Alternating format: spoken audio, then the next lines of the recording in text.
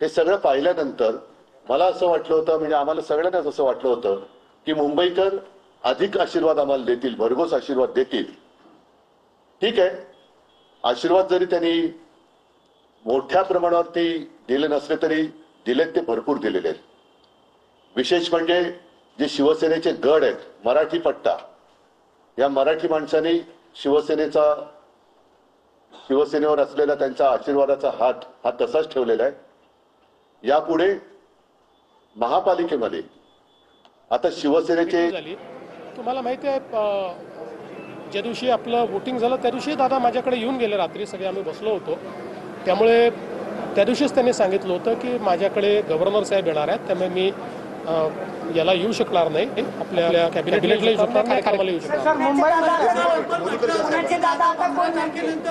पुण्याची दादा पुण्याची जनता आहे, आम्ही सगळे त्याचे सेवक आहोत. मुंबईमधल्या निकालानंतर संजय राऊतांनी सकाळी टीका केली की पैशाचा वापर मोठ्या प्रमाणावरती करण्यात आला.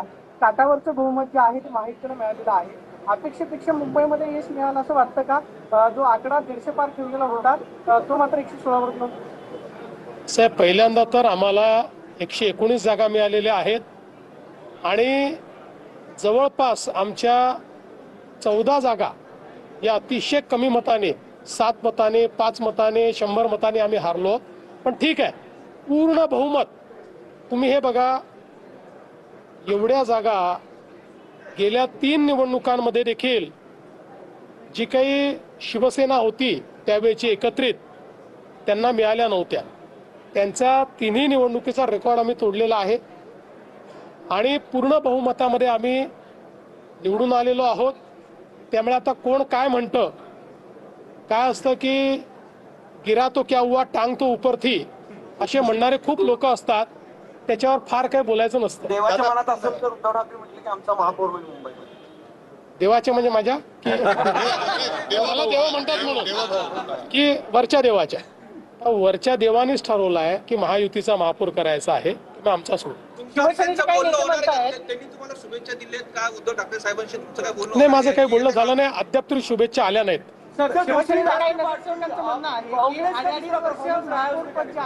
ते वाटलं जावं का?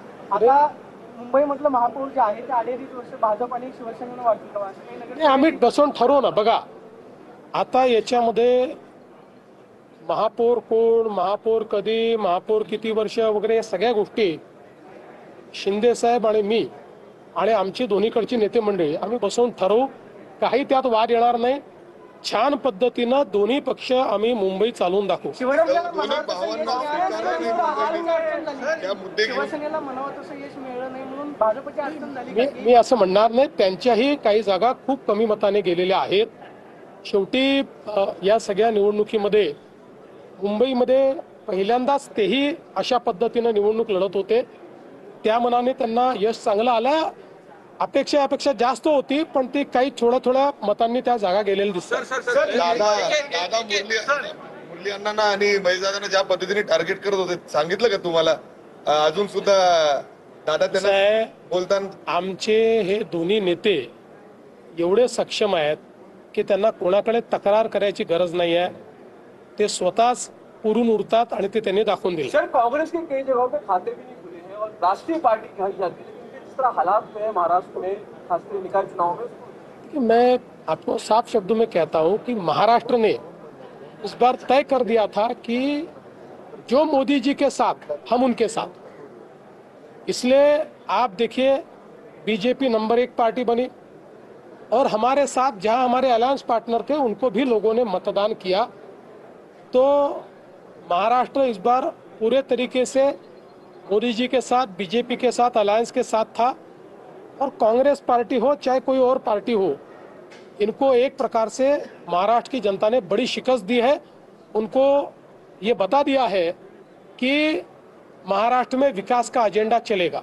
कारण तुम्ही निवडून येणारे लोक फोडून तुमच्या पक्षात येतात, सगळं निवडणूक लढवता, विरोधाचे मतविभाजन होतं आणि कार्यकर्ता ह्या काळात जिवंत राहील का? कारण की तुम्ही जे राजकारण केलेलं आहे फोडाफोडीचं असं बघितलं जाते. कारण 20 नगरसेवक तुम्ही इकडे घेतल्यामुळं कार्यकर्त्यांमध्ये तीव्र भावना आहे. सर, असं आहे, एकूण जर तुम्ही बघितलं तर आम्ही ज्या लोकांना आमच्या पक्षात घेतलं यांची संख्या 10% जास्त नाही. 90% कार्यकर्त्यांनाच जागा मिळालेल्या आहेत.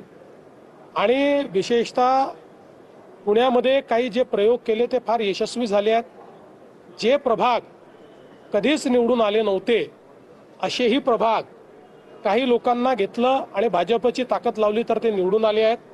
आमचे कार्यकर्ते मॅच्युअर्ड आहेत, या सगळ्या गोष्टी समजतात. आणि विरोधी पक्ष राहणार की नाही हे सत्ता पक्षाला विचारण्याच्या ऐवजी विरोधी पक्षाला विचारलं पाहिजे की तुम्ही विरोधी पक्षाची कामगिरी करणार आहात का, तुम्ही मेहनत करणार आहात का, तुम्ही मैदानात उतरणार आहात का. मी पण विरोधी पक्षात अनेक वर्ष काढली आहेत आणि रिसेंटली 2019च्या शेवटी सगळ्यात जास्त जागा घेऊन निवडून येऊनही मी विरोधी पक्षनेता झालो. पण 2.5 वर्ष विरोधी पक्षनेत्याचं काम हे चोखपणे मी बजावलं. आपल्याला ज्या दिवशी विरोधी पक्षात जातो त्या दिवशी जनतेतही राहावं लागतं, इश्यूज पण घ्यावे लागतात. घरी बसून कुठलाही विरोधी पक्ष तयार होत नाही. सर, एकनाथ शिंदेने सगळे नगरसेवक आहेत. तुम्ही यादी म्हटलेलं होतं की युती नक्की कशासाठी केली हे निकालानंतर राज ठाकरेंना कळेल. उद्धव ठाकरेंच्या जागा वाढल्या, मनसेचं मात्र 7 ते 8 जागांवरती त्यांना समाधान मानावं लागेल. तर मी हे आधीच सांगितलं होतं, कारण मला राजकीय दृष्ट्या दिसत होतं की या युतीमध्ये सगळ्यात मोठं त्या ठिकाणी ज्याला म्हणतो आपण द बिगेस्ट लुझर ज्याला म्हणेन म्हणजे इलेक्शनचं हे मनसे राहील. आणि माझं जे भाकीत होतं ते या निवडणुकीने स्पष्ट केलेलं आहे. त्या ठिकाणी मनसेला किंवा राज ठाकरेंना या युतीचा कुठलाही फायदा झालेला नाही. उद्धवजींना मात्र तो झालेला दिसतोय. चला, एकनाथ शिंदेनी सगळे नगरसेवक त्यांच्या एका खासगी हॉटेलमध्ये ठेवलेले आहेत. म्हणजे काय नक्की प्लॅन आहे असं, म्हणजे पुन्हा एकदा पळवण्याचं म्हणजे जसं आमदारकीच्या वेळेस झालं एका खासगी हॉटेलमध्ये ठेवलं. आता कुठेही पळवापळवी नाही आहे. आता सगळं शांतपणे आहे. आम्ही एकत्रितपणे सगळे निर्णय करणार आहोत. त्यामुळे पळवापळवीची काही आवश्यकता नाही आहे. एखाद वेळेस त्यांनी सगळ्या लोकांना एकत्रित जसं आम्ही बोलवलं आता इथे मी आलो तर राहायला राहायला वगैरे कोणी जात नाही. अजित पवार